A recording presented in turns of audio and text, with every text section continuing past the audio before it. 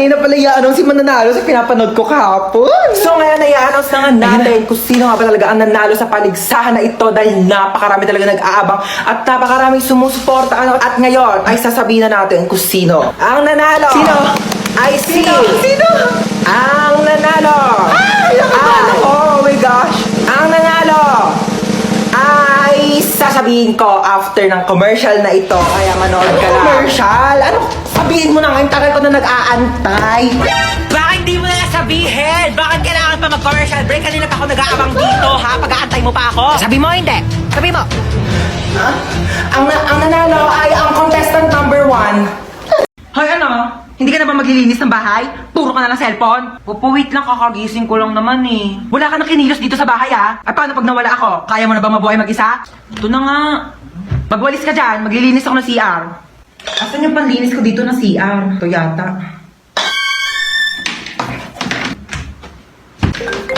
Nak, may tumatawag yata sa cellphone ko. Sagutin mo nga. Ikaw na sumagot niyan. Sige na nga. Hello Mare, ano balita? Tututbrush muna ako ah. Ba't nandito sa kubeta yung toothbrush ko? Sige ha, tatawagan kita mamaya. Asan yung toothbrush dito sa may kubeta? Nak, kinuha mo ba yung toothbrush dito sa may kubeta? Toothbrush ko to. Yang ginagamit mong toothbrush pang linis ko yan dito sa kubeta. Eto yung toothbrush mo nasa baso. Kaya pala ang baho ng lasa eh.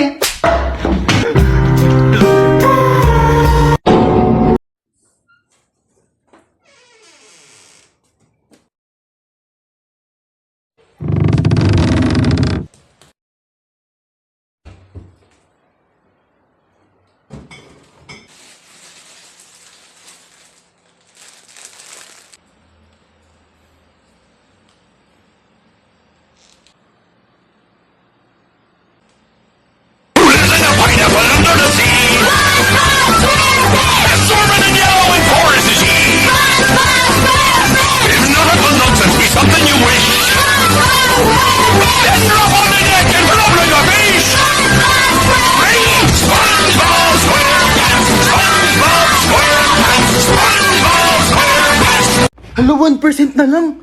Saan ba yung charger ko? Yun. Charge ko na nga lang muna to. Matutulog na lang ako. Saan ba yung charger? Lobat na ako eh. Yun.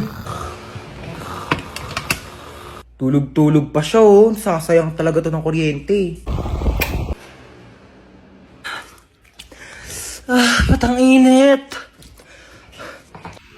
Bakit di dito naka-charge? Sino din nagpatay ng electric fan? Ba't mga tao dito? Parang di naman pamilya. Paano ba kasi ito tanggal? Hala na putol. Okay na yan. Kuya, alamin ko lang yung ring light. Magti-tiktok lang ako. Ingatan mo yan ha. Baka masira. Sige. Hala na tira. Halang! Mahal-mahal ng ring light na yan! Nagpapabili kayo, tas di kayo marunong mag-ingat ha? Sino nagsira niyan? Ayan na, si Bunso. Kung talagang bata ko, napakalikot mo eh. Kuya, alam mo ba? Di pa. Siyempre, pag sinabi mo, alam ko na. Kasi di ba yung sa... Ha? Sabi ko yung may hotdog. Hoy, mag-grocery ako. Sasama kayo? Ay, masama pala ako. Sasama din ako, may papabili akong laruan. Ako wala akong papabili, pero sama na rin ako sa inyo. Siya, sumama na lang kayong lahat. Yeah.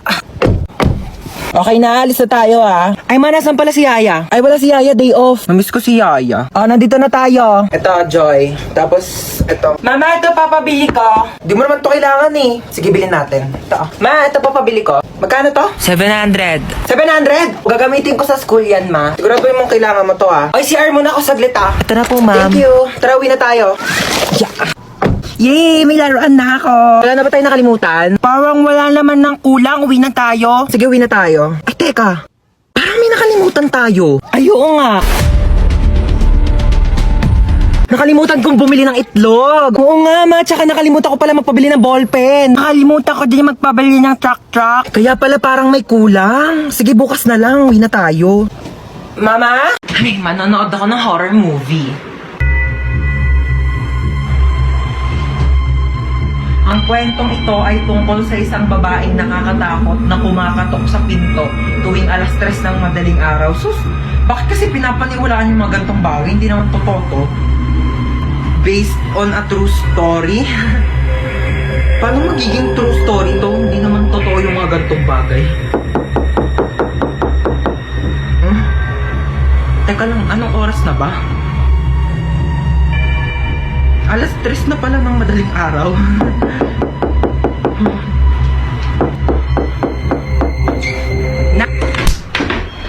Alam mo, Manghihiram lang sana ako ng charger.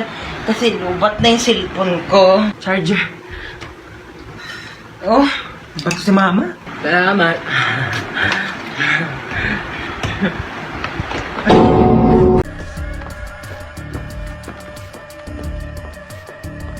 Aray ko, te, ah.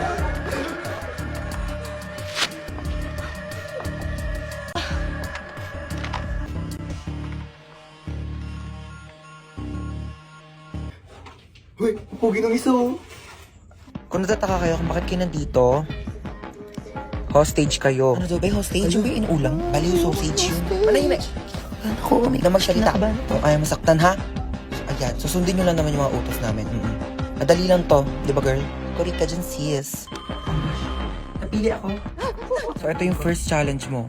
Sasagutin mo yung tumatawag sa phone, okay? Hello, sino to? Ay, nako. Kung si Lido magpakutaguan, ha? Sinasabi sa'yo. Sabi mo wala ako.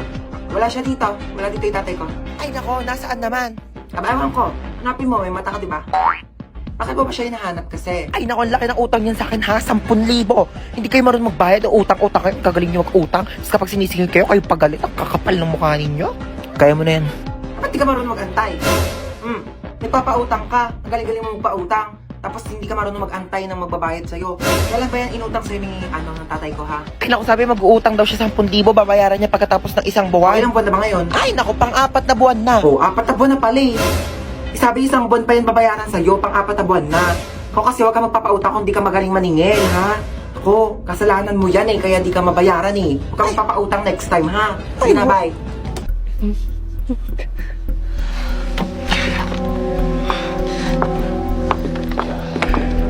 Batang yun, oras na. Hoy, princess! Nasaan ka na? Hoy, princess! Nasaan ka na? Ay, mapauwi na po ako, naglalakad na. Ay, mapauwi na po ako, naglalakad na.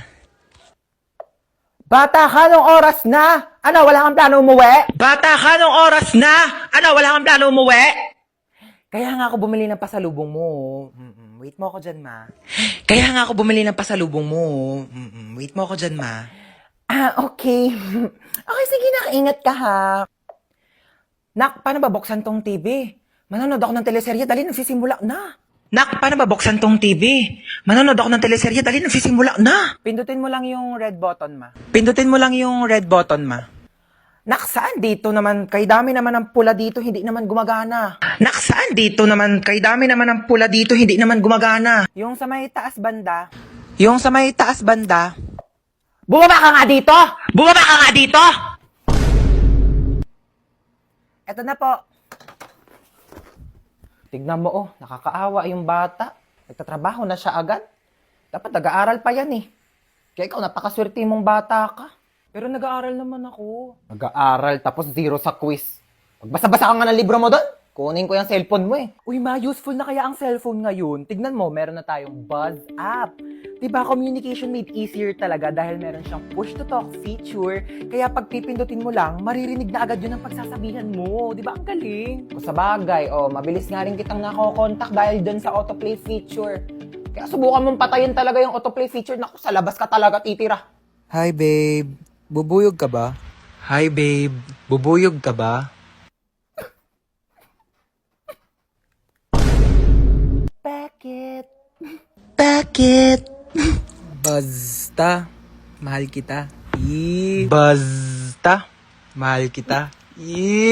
Ayan. Hindi, wala po yun. Maano lang. Hindi ako pinanganak kahapon ha. May buzz up din ako. Ano nga yan?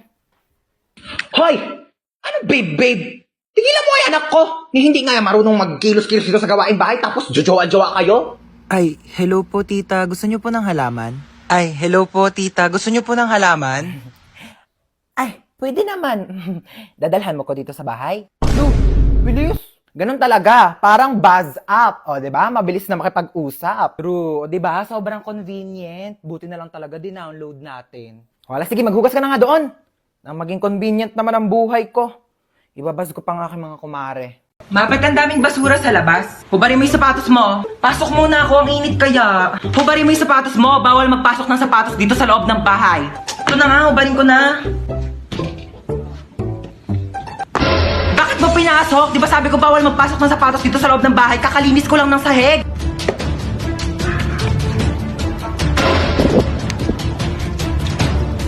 Lo, binato pa talaga yung sapatos ko sa labas eh. Pa yan, sapatos ko to eh. Yung sapatos ko to ah. Mga sapatos ko to eh. Ito ba to si mama? Ma, bakit yung mga sapatos ko na dito sa basurahan? Diba sabi ko nga, bawal magpasok ng sapatos dito sa loob ng bahay. Lo, bakit mo naman nilabas lahat? Ang mamahal kayo ng mga sapatos ko. At saka di mo pwedeng basta-basta mo na lang iwanan dito sa labas yung mga sapatos ko. Eh paano kung may kumuha? Hala, yung sapatos ko nawawala. Ibalik mo yan. Hoy, saan ka pupunta? Papasok na po sa school. Sabado talaga ngayon, walang klase. Gagawa po pala kami ng project. Project? Sus! Gagawa lang ng project, kailangan naka-outfit. Alam ko na yun eh.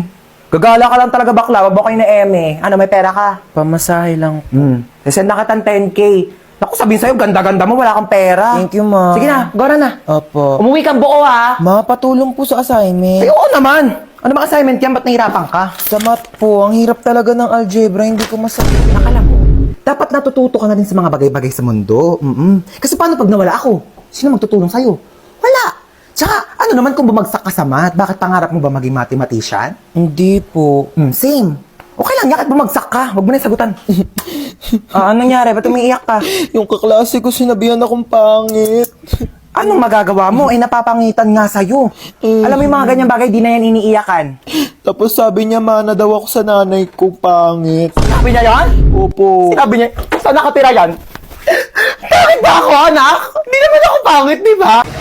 Hoy, kidnap to. Sumakay ka dito sa kotse. Ha? Kotse mo to? Oo, sa akin to. Sumakay ka na. Alam mo ba, first time ko sasakay sa kotse. Sakay na ako, ah. Sige na, sumakay ka na. Oh my gosh, ang ganda ng kotse mo. Oh my gosh, super ganda. Mag-road trip pa tayo. Manahimik ka nga, ingay-ingay mo. Ayoko pa mamatay. Masyado pa akong bata. Marami pa akong pangarap sa buhay. Okay ba yung acting ko?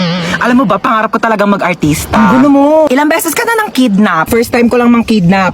Tapos first time ko ding makikidnap. Ay, hindi kaya meant to be tayo. Loko ka, ingay mo, manahimik ka nga dyan. De, charot lang. Ano bang plano mo sa akin? Tatawagan ko yung nanay mo. Hello? Nasa akin yung anak mo. Kalahating milyon. Kinidnap mo yung anak ko? Oo, kinidnap ko nga. Salamat! 1 milyon kapalit ng anak mo. Bakit mo ako sinisingil na 1 milyon? Dapat nga ako maniningil sa'yo na 1 milyon kasi anak ko yan eh. Binibigay na nga sa'yo ng libre. O sige, singilin kita ng 1 milyon. Bumaba ka na nga! Hala, di ako nagising sa alarm. Ano ba yung kumakalabog dyan? Kumandi, tumunog yung alarm. Kumanday pa naman ngayon. Ano naman kung Monday? Wala na kayong pasok, di ba? Napakainit! Diyos ko, parang apoy na yung binubuga ng electric pan na to. Ma, pengi ako baon. Gagawa lang kami ng project. Anong project? Hindi ka pa talaga nabaon. Wala kayong pasok, di ba? Pagkatapos mo maghugas dyan, walisan mo naman yung sahig. Lang talaga pinagawa sa akin. Wala lang pasok, ginawa na akong yaya dito. Be, hugasan mo nga rin to. Ano gawa nyo? Paka-boring. Ayaw ko palabas ni mama. Diyos ko, mamamatay na ako dito. Papakayaya dito sa bahay. Di ako kala ko kamo, may pasok ngayon. Kakabos sabihin ko sa... Tapos sabihin niya, Be, nagro-robot na bakla. Be, talagang hindi... Mapahig. Te, alam mo, mag-load ka na ng TM Power Surf 20. Oo, sobrang affordable lang yun. Kaya caring-carry kahit walang baon. 20 pesos lang, marami ka nang magagawa. Pwede ka na mag-TikTok, maglaro, at saka mag-video call. Naku, saktong-sakto bakasyon ngayon, kailangan mo yun. Ano ba yan, Bes? I-open mo lang ang Globe One app, click shop at i-search ang Power Surf 20. Available din yan sa GCash at sa mga suking tindahan. Sige na tayo, lilipat na ako sa TM para makapag-register na ako ng Power Surf 20.